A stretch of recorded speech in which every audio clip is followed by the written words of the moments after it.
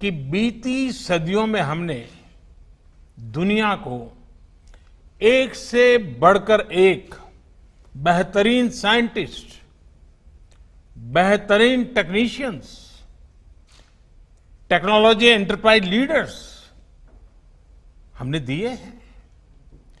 लेकिन ये 21वीं सदी है और तेजी से बदलती हुई दुनिया में भारत को अपनी वही प्रभावी भूमिका और उसको निभाने के लिए और अधिक तेजी से हमें खुद को भी बदलना होगा।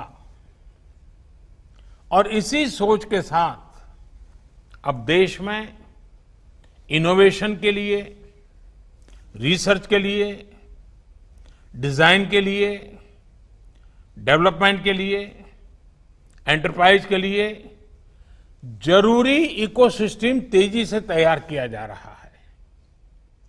अब बहुत ज्यादा जोर दिया जा रहा है क्वालिटी ऑफ एजुकेशन पर। 21वीं सदी की टेक्नोलॉजी को साथ लेकर 21वीं सदी की जरूरतों को पूरा करने वाली एजुकेशन सिस्टम भी उतनी ही जरूरी है। प्रधानमंत्री ई विद्या कार्यक्रम हो या फिर अटल इनोवेशन मिशन, देश में साइंटिफिक टेम्परामेंट बढ़ाने के लिए अनेक क्षेत्रों में स्कॉलरशिप का विस्तार हो या स्पोर्ट्स की दुनिया से जुड़े टैलेंट को मॉडर्न फैसिलिटीज और आर्थिक मदद, रिसर्च को बढ़ावा देने वाली योजनाएं हो या फिर भारत में world class 20 institutes of eminence के निर्माण का मिशन, ऑनलाइन एजुकेशन के लिए नए संसाधनों का निर्माण हो या फिर स्मार्ट इंडिया हैकाथॉन जैसे अभियान, प्रयास यही है कि भारत की एजुकेशन और आधुनिक बने, मॉडर्न बने, यहां के टैलेंट को भरपूर अवसर मिले। साथियों, इस कड़ी में कुछ दिन पहले देश की नई एजुकेशन पॉलिसी का ऐलान किया गया है। ये पॉलिसी 21वीं सदी के नौजवानों की सोच, उनकी जरूरतें, उनकी आशाओं, अपेक्षाओं और आकांक्षाओं को देखते हुए बनाने का व्यापक प्रयास हुआ है। 5 वर्ष तक देश भर में इसके हर बिंदु पर व्यापक डिबेट और डिस्कशन हुए हैं, हर स्तर पर हुए हैं और तब जाकर ये नई नीति बनी है। ये सच्चे अर्थ में पूरे भारत को, भारत के सपनों को, भारत की भावी पीढ़ी की आशा आकांक्षाओं को अपने में समेटे हुए नई भारत की शिक्षा नीति आई है। इसमें हर क्षेत्र, हर राज्य के विद्वानों के विचारों को समाहित किया गया है और इसलिए ये सिर्फ एक पॉलिसी डॉक्यूमेंट नहीं है, बल्कि 130 करोड़ से अधिक भारतीयों की एस्पिरेशंस का रिफ्लेक्शन भी है। साथियों, आप भी अपने आसपास देखते होंगे, आज भी अनेक बच्चों को लगता है कि उनको एक ऐसे विषय के आधार पर जज किया जाता है जिसमें उसका कभी इंटरेस्ट था ही नहीं। माँ बाप का, रिश्तेदारों का, दोस्तों का, ओवरऑल एनवायरनमेंट का प्रेशर होता है, तो वो दूसरों द्वारा चुने गए सब्जेक्ट्स मजबूरन पढ़ने लगते हैं। इस अप्रोच ने देश को एक बहुत बड़ी आबादी ऐसी दी जो पढ़ी लिखी तो है, लेकिन जो उसने पढ़ा है उसमें से अधिकांश उसके काम नहीं आता है। डिग्रियों के अंबार के बाद भी वो अपने आप में एक अधूरापन महसूस करता है। उसके भीतर जो आत्मविश्वास पैदा होना चाहिए, जो कॉन्फिडेंस आना चाहिए, उसकी कमी वो महसूस करता है। इसका प्रभाव उसकी पूरी लाइफ की जर्नी पर पड़ता है।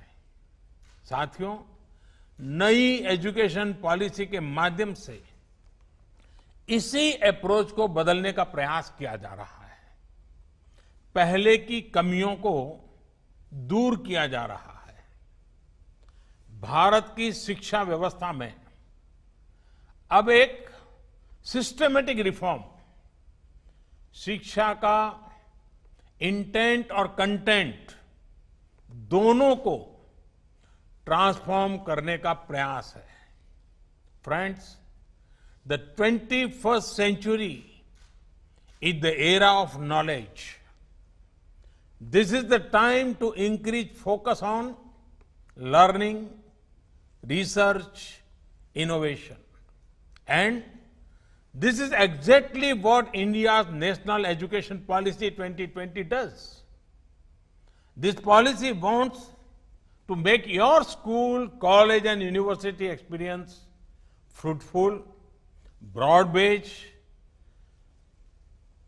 one that guides you to your natural passions. Friends, you are among the best and brightest of India. This hackathon is not the first problem you have tried to solve, nor is this the last. I want you and youngsters like you not to stop doing three things: learning, questioning, solving. When you learn, you get the wisdom to question. When you question, you get out of the box methods to solve problems. When you do that, you grow. Due to your effort, our nation grows. Our planet prospers.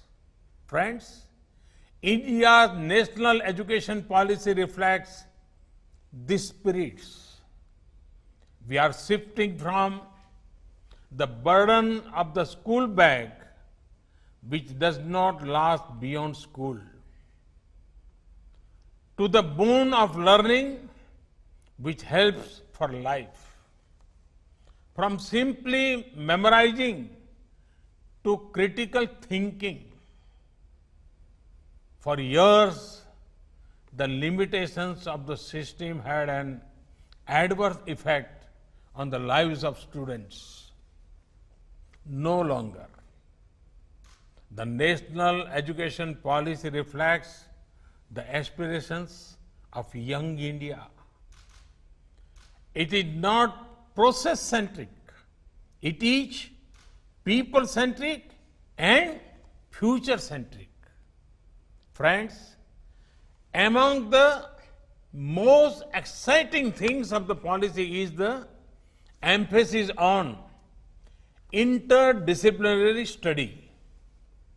This concept has been gaining popularity, and rightly so. One size does not fit all. One subject does not define who you are. There are no limits to discovering something new. Human history has many examples of stalwarts who have accelerated in diverse areas, be it Aryabhatta, Leonardo da Vinci, Helen Keller, Gurudev Tagore. Now, we have done away with some traditional boundaries between arts, science, commerce. If someone is interested, they can learn maths and music together, or coding and chemistry together. This will ensure the focus is on what the student wants to learn, rather than what the student is expected to do by society. Interdisciplinary studies gives you control. In the process, it also makes you flexible. In the national education policy, flexibility has been given great importance. There are provisions for multiple entry and exits. No one-way streets for students. एक सांकड़ी गली नहीं होगी अब. The undergraduate experience can either be a 3 or 4 year journey. Student will enjoy the advantage of an academic bank of credit, which will store all the academic credits acquired. This can be transferred and counted in the final degree. Such flexibility was long needed in our education system. I am happy the national education policy has addressed these aspects. Friends, national education policy is big on access to education. Starting from primary education, in higher education, the aim is to increase gross enrollment ratio to 50% by 2035. Other efforts, be it gender inclusion, fund, special education zones, question for open and distance learning will also help. साथियों, हमारे संविधान के मुख्य शिल्पी, हमारे देश के महान शिक्षाविद डॉक्टर बाबा साहब आम्बेडकर कहते थे कि शिक्षा ऐसी होनी चाहिए जो सभी की पहुंच में हो, सभी के लिए सुलभ हो. ये शिक्षा नीति उनके इस विचार को भी समर्पित है. ये एजुकेशन पॉलिसी जॉब सीकर्स के बजाय जॉब क्रिएटर्स बनाने पर बल देती है. यानी एक प्रकार से ये हमारे माइंडसेट में, हमारी अप्रोच में ही रिफॉर्म लाने का प्रयास है. इस पॉलिसी के फोकस में एक ऐसे आत्मनिर्भर युवा का निर्माण करना है जो ये तय कर पाए कि उसको जॉब करनी है, सर्विस करनी है या फिर एंटरप्रेन्योर बनना है. साथियों, हमारे देश में भाषा, लैंग्वेज हमेशा से एक संवेदनशील विषय रहा है. इसी एक बड़ी वजह है कि हमारे यहां स्थानीय भाषाओं को अपने हाल पर ही छोड़ दिया गया. उसे पनपने और आगे बढ़ने का मौका बहुत कम मिला. अब एजुकेशन पॉलिसी में जो बदलाव लाए गए हैं, उससे भारत की भाषाएं आगे बढ़ेगी, उनका और विकास होगा. ये भारत के ज्ञान को तो बढ़ाएगी ही, भारत की एकता को भी बढ़ाएगी. हमारी भारतीय भाषाओं में कितनी ही समृद्ध रचनाएं हैं, सदियों का ज्ञान है, अनुभव है. इन सब का अब और विस्तार होगा. इससे विश्व का भी भारत की समृद्ध भाषाओं से परिचय होगा. और एक बहुत बड़ा लाभ ये होगा कि विद्यार्थियों को अपनी शुरुआती वर्षों में अपनी ही भाषा में सीखने का अवसर मिलेगा. इससे उनका टैलेंट और पुष्पवित पल्लवित होने के लिए मैं समझता हूं बहुत अवसर होगा. वो सहज होकर बिना दबाव के नई नई चीजें सीखने के लिए प्रेरित होगा. वो शिक्षा से जुड़ पाएगा. वैसे भी आज जीडीपी के आधार पर विश्व के टॉप 20 देशों की लिस्ट देखें तो ज्यादातर देश अपनी गृह भाषा, मातृभाषा में ही शिक्षा देते हैं. ये देश अपने देश में युवाओं की सोच और समझ को अपनी भाषा में विकसित करते हैं और दुनिया के साथ संवाद के लिए दूसरी भाषाओं पर भी उतना ही बल देते हैं। यही नीति और रणनीति 21वीं सदी के भारत के लिए भी बहुत उपयोगी होने वाली है। भारत के पास तो भाषाओं का अद्भुत खजाना है, जिनको सीखने के लिए एक जीवन भी कम पड़ जाता है और आज दुनिया भी उसके लिए लालायित है।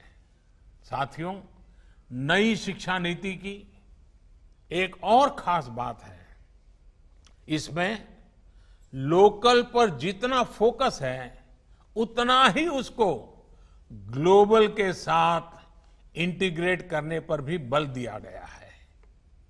एक और, जहां स्थानीय लोक कलाओं और विद्याओं, शास्त्रीय कला और ज्ञान को स्वाभाविक स्थान देने की बात है, तो वहीं टॉप ग्लोबल इंस्टीट्यूशंस को भारत में कैंपस खोलने का भी आमंत्रण है। इससे हमारे युवाओं का भारत में ही वर्ल्ड क्लास एक्सपोजर और अपॉर्चुनिटी भी मिलेगी और ग्लोबल कंपटीशन के लिए ज्यादा तैयारी भी हो सकेगी। इससे भारत में विश्व स्तरीय संस्थान के निर्माण में, भारत को ग्लोबल एजुकेशन का हब बनाने में भी बहुत सहायता मिलेगी।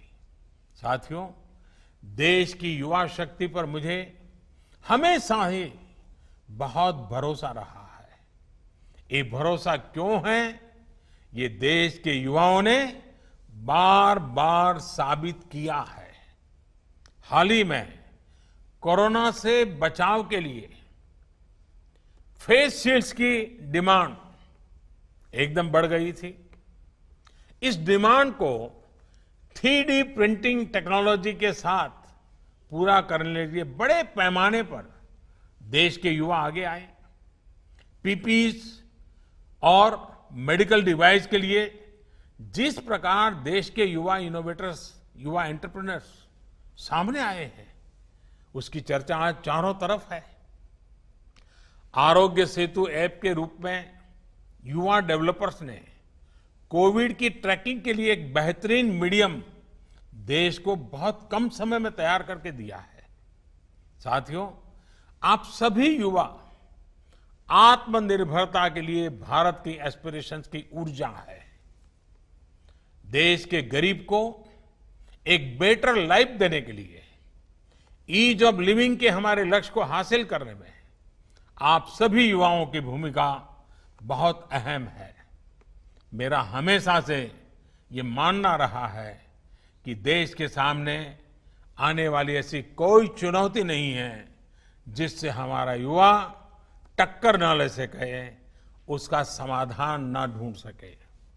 हर जरूरत के समय जब भी देश ने अपने युवा इनोवेटर्स की तरफ देखा है, हमारे युवाओं ने कभी भी किसी को निराश नहीं किया है।